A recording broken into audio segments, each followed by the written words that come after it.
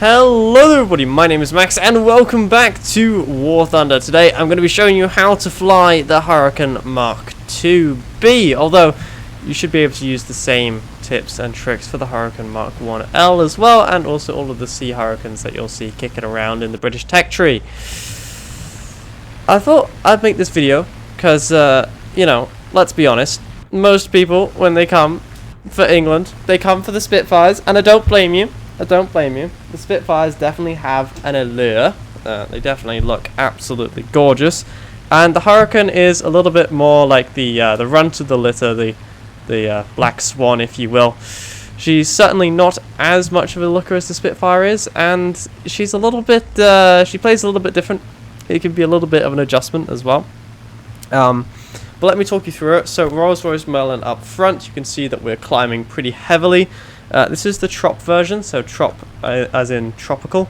So we have that very large radiator on the front there, so we can really just hold this wet button as much as you like. As far as I'm aware, there is no limit to how much wet you have in a Hurricane. You can just seem to hold it forever. It's the fuel which is really going to be your limiting factor. You can see that I've got 27 minutes, which is actually quite a lot. Maybe a little bit more than we need.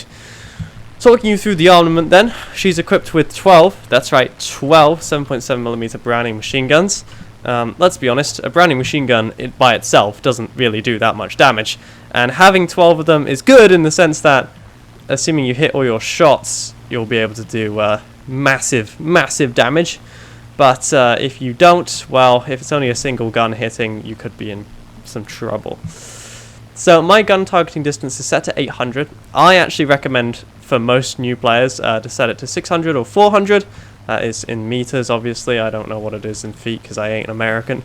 The reason why mine's set to 800 is because I've always had mine on 800 since I've started playing this game, because I thought this was the targeting distance for like the gunners in like the bombers and such. And if I touch it now, essentially like all of my skill just fades from my body. So we're just going to pretend that isn't happening. We're loaded with stealth just because those both have armor-piercing incendiary and incendiary bullets doing the maximum amount of damage and the maximum likelihood of starting a fire, which is going to be your main way of bringing people down. You're not really going to be able to spray and pray too much.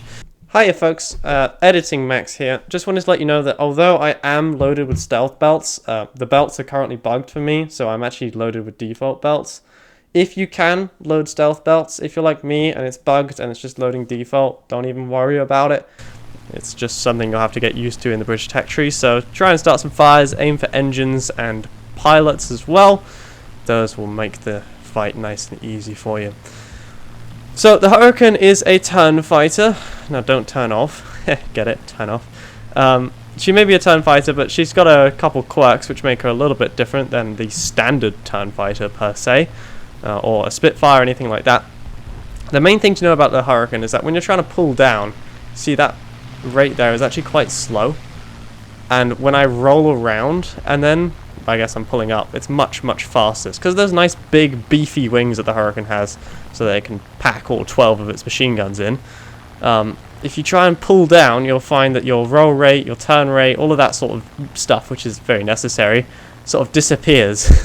So if you can, always try and keep going upwards in the fight or in the turn. You know, always pull up, essentially, is that's the trick.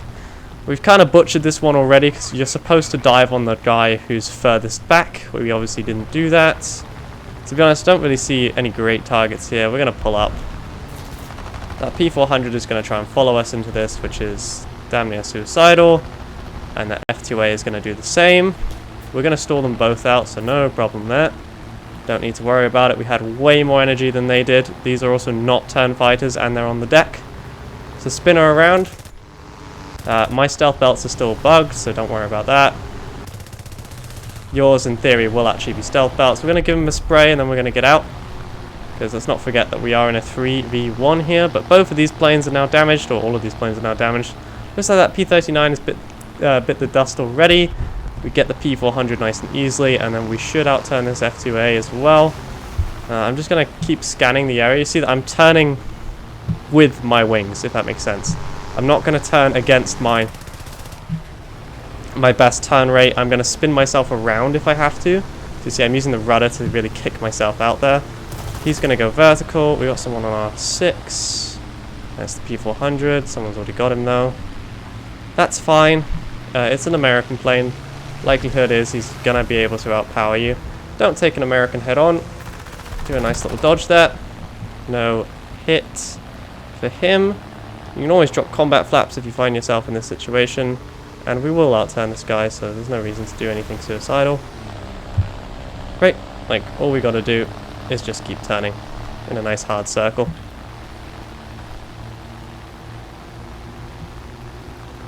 Now that right there is the enemy base, so we do have to be slightly careful. If we get too close to that, we could be hit by anti-aircraft guns, which could send us screaming to the afterlife. Going head-on with an American plane is a bold tactic. We should get this F2A here. We get one glancing blow, nothing more. We'll get another chance at him though. Because... no, he won't. Kick under. See, that was a nice hard dodge there. Really doing my best to get out of the way of his 50 cals. I do not want to take those head-on. And we get that pilot snipe. And that's GG's. We win the fight. A little bit harsher than it really should have been. It took us a lot longer than it should have to actually knock out that F2A, but that's fine. We didn't really take any damage. We played a pretty good job there. The only thing I did make a mistake of is I didn't check behind me before I went vertical after him. I'm very lucky that my teammate managed to nail that P400. Otherwise, I would have been in a spot of bother. Whether or not we would be dead, I don't know. But we certainly wouldn't have been in such a great position as we currently are. The other advice I would have, especially if you're trying to fly a Hurricane, and to be honest, this is just for every plane in whatever rank you are in War Thunder, just know the planes that you're facing. Maybe fly some different countries every now and then just to get a grip on how they fly. For example, that is an A6M too, which usually I would run away screaming. However, we're at 2.3, so that is the N version, the one with the float plane. It's about as maneuverable if we strapped Adrian's mum to a massive engine and sent her into combat. It's certainly not going to outturn us, although a normal Zero definitely would. Does have those 20mm cannons though, so for the first time, and probably for the last time I'll ever say this, don't go head on with it. Essentially, just, well, give it the beans, really. It's Japanese, so it disintegrates in about 7 seconds. You'll see that even though I'm a turn fighter, I'm still maintaining my altitude advantage. People don't do this enough. No matter what plane you're in, if you have an altitude advantage, it's much easier. And if you're in a turn fighter and you have an altitude advantage, they die. They don't have an option. If you're in a turn fighter and you don't have an altitude advantage, you might still be able to, dance your way onto their tail. But if you're facing a boom and zoomer who's below you in a turn fighter, there's almost no reason for you to lose that one. So just make sure you keep that if you can. Ki-45 is a Japanese heavy fighter, one with the two engines, the sort of remote control turret. I don't really know how you describe that. Essentially, it's crap. As soon as we finish being shot at by the anti-aircraft guns, you want to go over at about 4,000 meters. I'm risking it a little bit by being this low, but I'm optimistic that I'll get to end the battle pretty quickly. Anyway, we'll see what he does. When you're versing someone who's circling their airfield, the best possible thing you can do is, well, one, you could leave and start ground pounding. Two, you could do what I'm doing, which is I'm just going to circle you. Make your mind up. Are you going to fight? Or are you going to die? What is it? Looks like this guy is going to just sit there. It's fine. We win anyway. I don't need to do anything. If he does nothing, he loses. So, if he wants to camp his airfield, very well. You could... obviously, it gets frustrating sometimes when, it's obvious that his team has lost the fight, and he's lost the fight. And I don't have much sympathy for him, because if you do end up in this position, you've made a mistake somewhere along the way, right? He's had to land to either rearm or repair or something, and I have not. I.e., I have the advantage, as should you do when you're playing the Hurricane. Well, any plane, really. Altitude is never bad. It's never bad. If you have altitude, it's good. Looks like this guy's got no balls, so the other thing you can do is just go ground pound. it might give them an opportunity to feel like they've got something they can do. Does it sort of suck that you have to give up all your altitude because you won and they don't want to fight you? Yeah, it sucks, but do it anyway. Because it's a team game at the end of the day. I admit that sometimes it doesn't feel like we're on the same team, but we do have a team of people and we do want to win, I assume. This guy presumably knows what he's doing. Wow, that's embarrassing for him. Okay, so everyone at some point, that was a lovely voice crack, everyone at some point has circled the airfield, myself included. Let's not get too bogged down with whose fault is whose. Just know that sometimes it's the only thing you can do if you want to avoid that repair cost.